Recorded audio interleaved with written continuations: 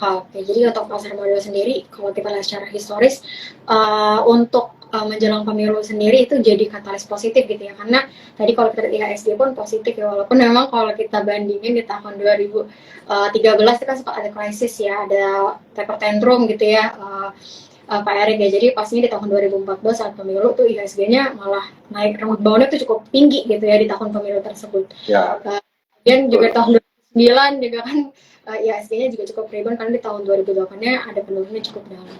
Dan kemudian kita akan bahas terkait dengan instrumen yang baru nih diterbitin sama Bank Indonesia. Itu ada SUFBI, ada SVB, kemudian juga ada SRBI yang tujuannya untuk menstabilisasikan nilai tukar rupiah kita. Nah, kalau kita lihat kan nilai tukar rupiah kita udah stabil nih ya di level sekitar 15.400-an untuk JIS dollar kita. Dan apakah itu terkait dengan instrumen investasi yang dikeluarkan oleh BI atau mungkin karena memang pure penurunan dari imbal hasil obligasi yield US Treasury ini? Kalau menurut Pak Erik ini seperti apa? Eh, jadi ya, mungkin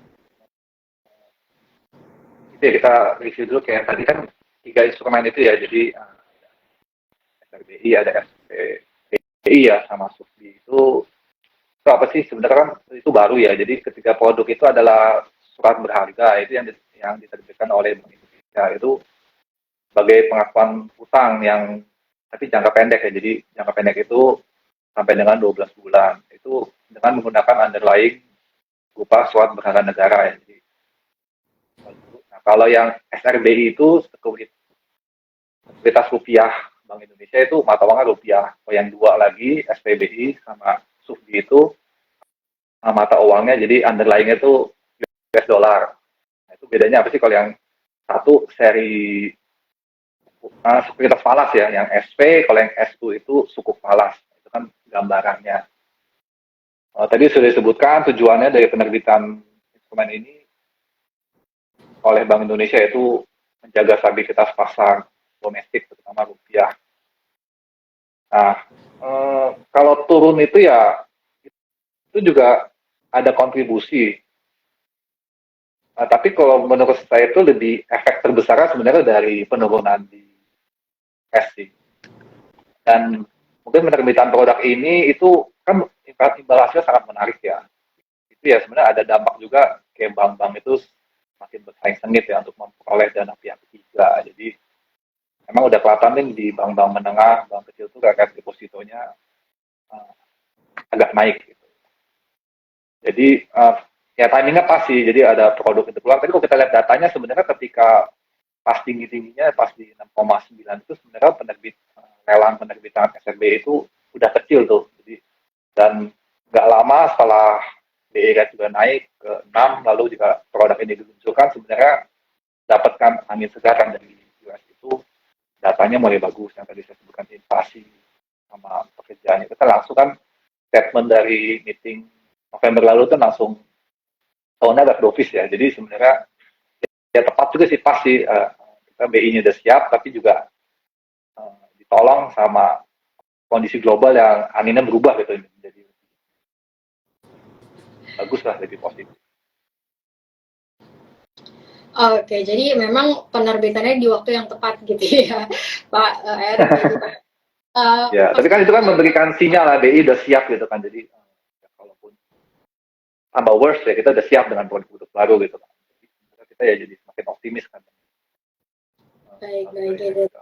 Tadi peluncurannya juga di waktu yang tepat dan tadi anginnya lumayan berubah arah gitu ya. Makanya kalau kita lihat Ya, ya, nilai tukar rupiah hampir ke apa namanya hampir ke 16.000 ya kan. Sekarang udah balik lagi ke 15.400-an ya. Dan pokoknya itu jadi katalis positif juga untuk asing inflow lagi nih di pasar modal gitu ya. Baik itu di ekuitas maupun ya. juga di obligasi. Nah, mungkin bisa sekarang kita akan bahas terkait dengan instrumen investasi nih, mungkin bisa di-share. Instrumen investasi di tahun ini, mungkin kita kan bahasnya udah tinggal akhir tahun nih, sekarang bulan Desember. Sampai di akhir tahun ini kira-kira kalau kita bisa simpulkan ini instrumen investasi yang cocok tuh seperti apa sih untuk reksadana sendiri, apakah reksadana obligasi, reksadana campuran, atau reksadana saham? Mungkin bisa di-share nih. Ya, ya. Hmm. Jadi prospek saham atau reksadana saham tuh ya sebenarnya sangat menarik di tengah view penurunan suku bunga. Tapi sebenarnya yang tidak kalah menarik itu sebenarnya ya reksadana pendapatan tetap atau sebenarnya yang underlying obligasi itu khususnya yang obligasinya itu ya tenor sedang sampai panjang. Sedang panjang itu 3 tahun ke atas lah, 3, 5, bahkan 10. Karena kan suku bunga itu diperkirakan akan turun kan, tadi kan di kuartal 2 tahun depan. Jadi kalau kita bicara rate deposito bank, misalnya kalau teman-teman investor itu sekarang lagi deposito nabung di bank itu kan rate 5,5. Tapi itu hanya bisa dinikmati 5-6 bulan ke depan. Tapi selanjutnya ketika Fed turun, BI rate turun, ya akhirnya bank juga ikut turun itu bunga bank itu kan mulai di-adjust lah. Tapi kalau kita beli reksadana pendapatan tetap ya yang isinya obligasi, misalnya contohnya misalnya kata-kata tenornya di 5 tahun itu kan masih dapat sekarang yield 6,5. Artinya tuh Anda tuh dapat mengunci tuh imbal hasil 6,5 itu sampai dengan 5 tahun ke depan gitu kan. Jadi obligasi itu sekarang momen yang tepat tuh untuk koleksi, ya bisa juga ke reksadana gitu ya. Itu biar kita bisa mengunci rate yang masih bagus ini karena kedepannya kan akan semakin turun. Jadi makanya yang menarik itu ya sebenarnya reksadana pendapatan tetap itu karena momennya ketika udah lewat dan tadi kan saya sempat cerita ya biasanya flow-nya ke obligasi dulu. Jadi sekarang pendapatan tetap, kalau udah dapat gain cukup banyak baru bisa switching ke reksadana campuran atau saham. Nah, tapi ya harus diteliti ya cari reksadana pendapatan tetap yang portofolionya tuh jangka panjang karena baru ada efek dari ini penurunan yield-nya.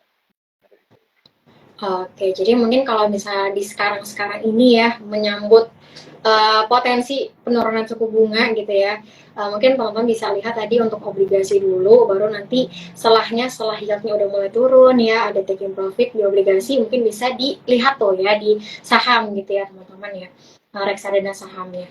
Dan mungkin kalau misalnya bisa di-share nih Pak Erik untuk di Prospera sendiri, mungkin bisa di-share apa sih reksadana yang paling menarik gitu, atau mungkin semuanya menarik nih, bisa di-share ke teman-teman investor aja yang sekuritas. Ya, tadi ya saya juga kelola obligasi. Jadi yang menarik tadi kan kita langsung fokus ke reksadana pendapatan tetap ya. Sebenarnya kita ada dua produk itu yang obligasi sama obligasi plus. Nah ini karakternya beda-beda nih. Yang obligasi itu sebenarnya kita fokus di corporate bond. Itu tenornya nggak panjang gitu. Tapi yang menarik itu sebenarnya yang kedua itu Prospera obligasi plus namanya. Jadi itu reksadana pendapatan tetap yang fokus pada obligasi pemerintah. Jadi benar-benar semuanya obligasi pemerintah ditambah 5-15% aja ada porsi sahamnya sedikit. Jadi kalau per sekarang ya, jadi itu strategi kita udah slightly overweight, jadi kita udah cukup. Kalau overweight itu dari mana ya? Itu durasinya, jadi durasi itu udah bahkan terakhir tuh angkanya 6,1 tahun, jadi udah cukup panjang. Jadi udah pegang-pegang obligasi itu ada 5 tahun, ada 10 gitu kan. Jadi durasinya 6,1, guys maka tuh masih 5,7 ya. Itu durasinya udah panjang. Performance year to date ini itu 5,7%. Sudah naik to date. Jadi year to date itu dari awal tahun ya. Sedangkan indeks reksadana pendapatan tetap itu naiknya 3%. Jadi kalau isinya per laporan terakhir bulan November lalu itu porsi obligasi pemerintah itu 87%. Jadi reksadana ini porsi government-nya selalu 80%. Jadi kita emang udah target marketnya di sana. Ya, sisanya ada 7% saham plus cash. Nah, kalau kita bicara income pasti kan ada estimasi return ya. Jadi itu estimasi ke depan lah dari kita bisa hitung dari yield yang kita dapat tuh 12 bulan ke depan itu produk ini bisa memberikan estimasi return kisaran 6-7%. Itu net setelah pajak. Itu produk unggulan kita lah untuk tema penurunan hubungan. Reksadana Prospera Obligasi Plus. Oke, jadi tadi untuk produk unggulannya ya Prospera Obligasi Plus ya teman-teman ya, yang mungkin bisa diperhatikan potensinya tadi untuk returnnya di 6-7% gitu ya Pak ya. Ya. Untuk Prospera Obligasi Plus. Mungkin kita akan bahas nih pertanyaan yang udah masuk di kolom Q&A ya sebelum kita ke Eh, Pertanyaan selanjutnya. Ini ada pertanyaan dari Kak Aldrik. Untuk saham, apa perbedaan pemilihan efek obligasi untuk Prospera obligasi dan Prospera obligasi plus? Ini ada perbedaannya nggak untuk pemilihan komposisinya gitu Pak? Dengan produk antara produk Prospera obligasi plus dengan produk Prospera yang lain. Maksudnya obligasi, tadi kan saya sebut dua, ada obligasi sama obligasi plus ya. Itu kali ya. Betul, mungkin bisa di perbedaan apa gitu. Jadi Prospera obligasi itu full obligasi. Jadi kalau dari situnya full obligasi, sahamnya nol. Cuman di situ kita fokusnya ke obligasi korporasi. Jadi kan sebenarnya kan market itu kan dinamis ya. Jadi ada saatnya Sun itu menarik, tapi juga ada saatnya ya kayak tahun lalu itu kurang menarik. Jadi kalau itu emang tahun lalu itu si obligasi itu unggul karena isi itu corporate bonds, dan karena corporate bonds itu sebenarnya tuh ya kata-kata ya 3-5 tahun. Jadi emang durasinya cukup pendek. Itu sebenarnya karakteristiknya lebih lebih aman ya. Jadi kita tinggal pilih perusahaan-perusahaan yang bagus, ratingnya bagus gitu kan. Itu Prospera obligasi. Tapi ya angkanya ya karena sudah dari kupon aja, jadi udah nggak ada kayak ibarat capital gain gitu ya. Kan itu sudah terukur lah, itu di kisaran 6% ya. Tapi kalau yang plus itu beda tuh, yang satu corporate, kalau plus itu government bond semuanya. Jadi kalau yang FR gitu kan, itu semuanya isinya FR plus ada sahamnya. Sahamnya sebenarnya kalau di KIK-nya up to 20, tapi kita biasanya tuh 5% sampai 15 lah. Jadi kalau kita lagi optimis di saham, kita bisa fullin ke 15. Tapi kalau itu ya di level itu. Nah itu kalau Prosper obligasi plus tuh lebih dinamis tuh. Jadi dia tuh bisa ngeliat view market tuh. Misalnya kalau kita ngeliat market agak-agak bonds ya, bonds view-nya agak bearish ya, kita edukasi kita pendekin. Kayak tahun lalu tuh sebenarnya obligasi itu cepat durasinya itu kecil banget, di bawah 2. Jadi kita semua belinya surat-surat utang yang pendek-pendek. Tapi udah kita lihat sinyal-sinyal data ekonomi udah bagus, kita mulai tuh kita tukar mulai beli yang panjang 10 tahun, yang pendeknya kita jual. Jadi ada peran fund manager di situ. Jadi dua produk kita tuh yang pasar ini ya pendapatan tetap ya. Nah, itu bedanya di situ.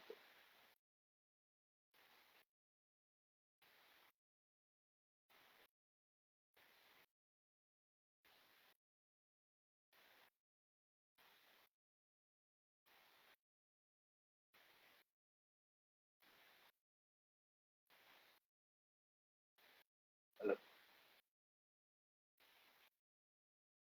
ada suara.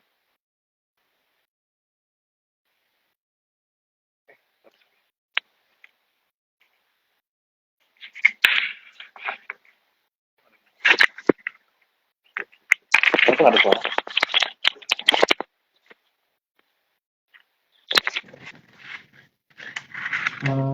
Sorry. Sorry. Halo.